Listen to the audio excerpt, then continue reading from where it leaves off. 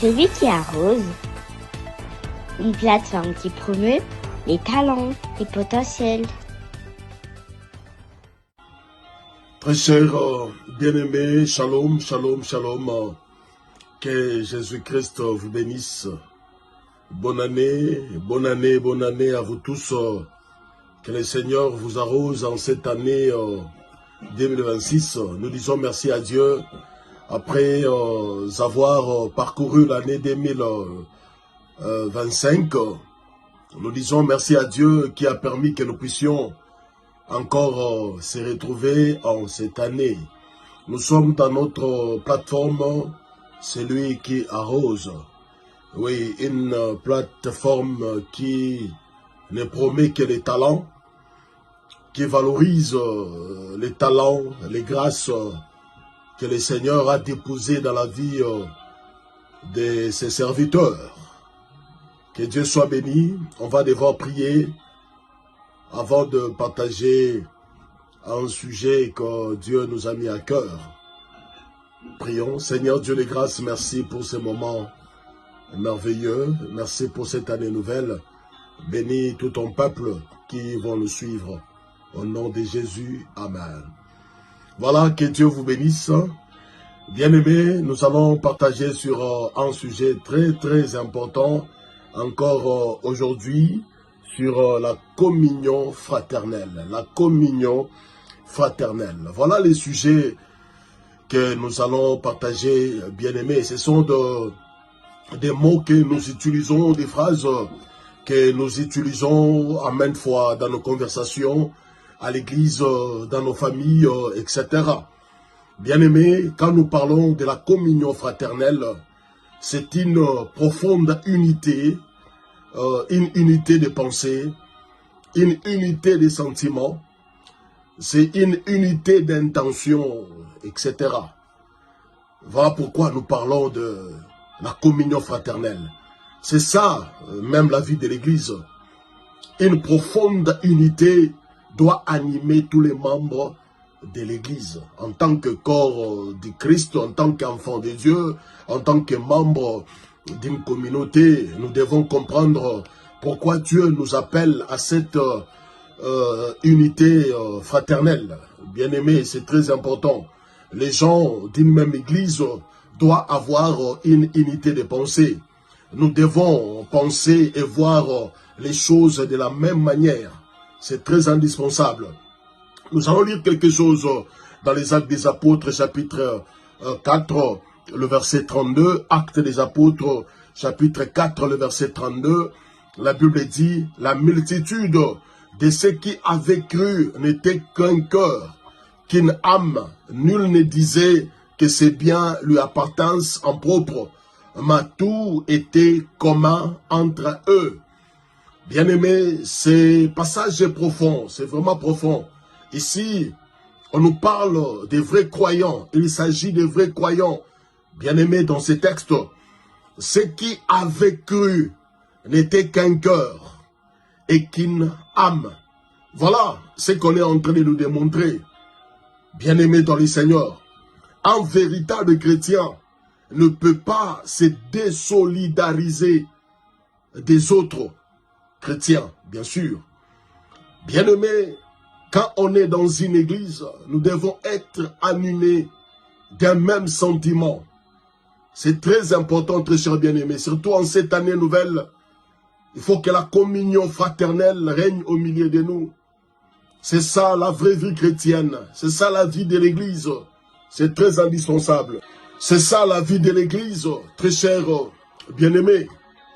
Dans Romains chapitre 12, le verset 16, on nous dit quelque chose de très important encore dans Romains.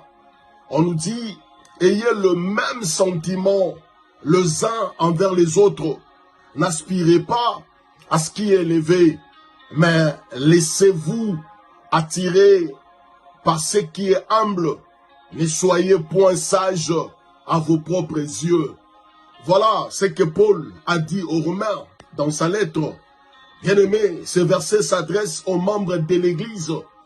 Aux membres de l'Église, ayez le même sentiment les uns envers les autres. Donc quand on parle de la communion fraternelle, bien-aimé, c'est une unité des sentiments, une unité des pensées, une unité des intentions. Dans une église, on ne peut pas, bien-aimé, nous déchirer, on ne peut pas nous désolidariser d'autres frères. C'est très important. Avoir le même sentiment, c'est la force même de l'église. Et c'est ce que le Seigneur veut retrouver dans nos églises. C'est ce que Dieu veut retrouver dans nos communautés, bien-aimés. Dieu désire que nous vivions dans l'unité. Dieu désire que nous vivions dans l'harmonie. Très cher bien-aimés, la communion fraternelle a du sens si l'unité est dans l'église. C'est alors qu'on peut parler, bien-aimés, de cette unité fraternelle. Très cher bien-aimés, sans communion fraternelle, il n'y a pas d'église. Sans communion fraternelle, il n'y a pas d'église. Si l'on est membre d'une communauté, si l'on est membre d'une église, nous devons tous avoir les mêmes sentiments. Nous devons tous regarder à la même direction. C'est très important, bien-aimés. C'est alors que nos églises vont devenir fortes. C'est très important. Vous savez, Jésus a prié pour son église. Et dans sa prière, il a demandé qu'il y ait unité. Là, nous allons les retrouver dans Jean chapitre 17, le verset 20 à 23. Il a demandé qu'il y ait l'unité dans son église. Voilà, bien-aimés dans le Seigneur, Jésus a prié pour qu'il y ait unité dans l'église. Et l'unité dans l'église témoigne que Jésus vient réellement de Dieu. Il souhaite qu'il y ait unité. Il a pris 10 temps à prier. Il a présenté l'église à son Père. Et dans cette prière, ce qui était vraiment, bien-aimé, captivant, c'était la demande, c'était sa prière qui est unité. Bien-aimé, Jésus a prié pour que l'unité soit dans son église. En tant que membre de l'église, bien-aimé dans le Seigneur, nous devons être unis, nous devons avoir les mêmes sentiments. On ne doit pas se désolidariser des autres frères. Nous devons rester ensemble. C'est ça, bien-aimé, la force de l'église. Rien n'a plus de valeur pour Dieu que son église. Le Seigneur aime son église, bien-aimé. Jésus a payé un grand prix pour l'église. L'église doit, bien-aimé, l'église doit se donner au Seigneur. Nous devons, bien-aimé, prôner cette unité, protéger l'unité entre les frères. C'est très important. Parce qu'en tant qu'enfants de Dieu, nous avons la responsabilité de protéger l'église de Dieu. En tant que membre de l'église, bien-aimé, protège ton église. Ne déchire pas l'église. Ne sois pas indifférent, bien-aimé dans le Seigneur. Parce que ce qui est demandé, ce que le Seigneur veut, c'est qu'il y ait unité dans son église. Vous savez, Paul, dans sa lettre, dans le livre d'Éphésiens, chapitre 4, le verset 3, Éphésiens 4, 3, il a dit quelque chose de très important, bien-aimé. Il dit, vous efforçant de conserver l'unité de l'esprit par le lien de la paix. Bien-aimé, la Bible nous recommande de s'efforcer, bien-aimé, pour conserver l'unité au milieu de nous. Voilà ce que la Bible est en train de nous demander. Veillons, bien-aimés, protégeons l'unité, protégeons l'église de Dieu, conservons cette unité, parce que l'église ne doit pas perdre sa notoriété. L'église doit garder sa valeur, l'église doit garder son originalité, l'église doit garder sa force. Alors, pour que tout cela puisse être réel, évident, palpable, il nous faut, bien-aimé, la communion fraternelle. C'est très important, bien-aimés. Nous devons conserver l'unité et la communion. Nous devons conserver l'unité et la communion. Et en parlant de l'unité, en parlant de la communion, dans l'église, bien-aimés, il y a des clés qui nous permettent de concevoir, de garder, bien-aimés, l'unité dans l'église. Parce que ce qui est bien dans une église, c'est justement la communion fraternelle.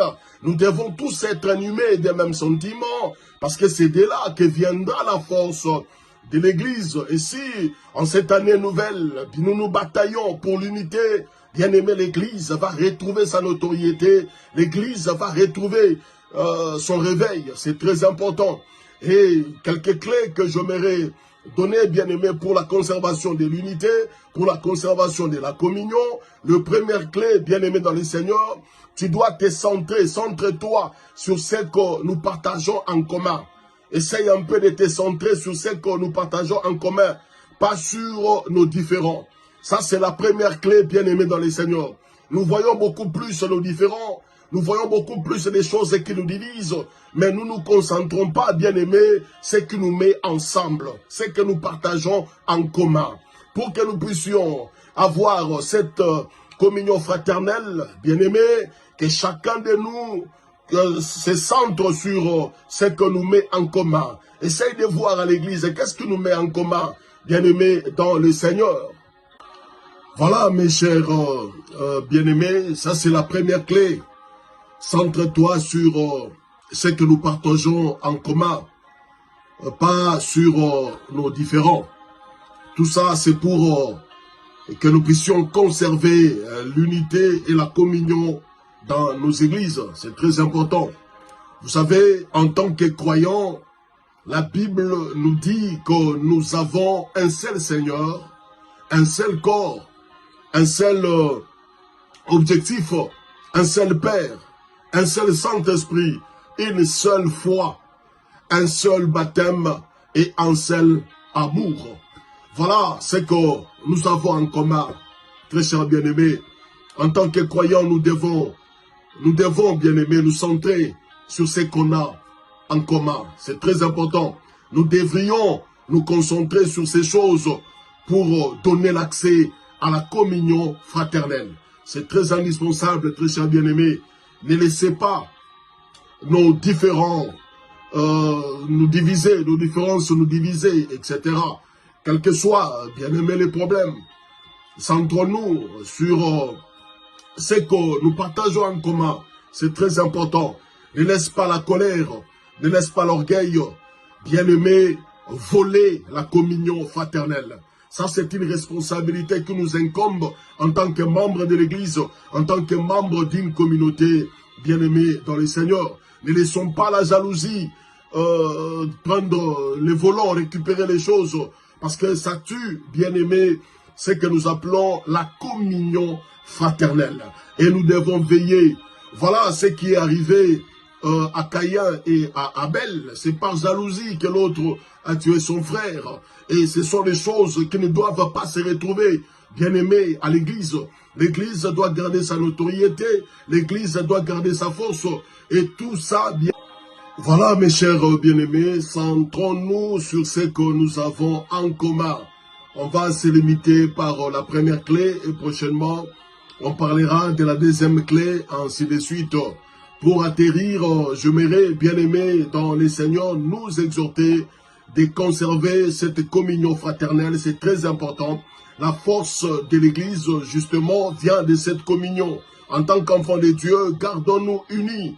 Bien-aimés, regardons tous dans la même direction pour atteindre nos objectifs avec Christ et rendre cette Église toujours puissante. Que Dieu vous bénisse, vous qui nous avez suivis. C'était votre serviteur, l'apôtre Yves Nathan Kassongo. Soyez fortement bénis de partout où vous vous retrouvez, bien-aimés. Que le Seigneur vous fasse encore du bien. Que Dieu bénisse celui qui arrose tous les pasteurs. Soyez vraiment fortement bénis. Et encore une fois, bonne année à vous. Bye bye.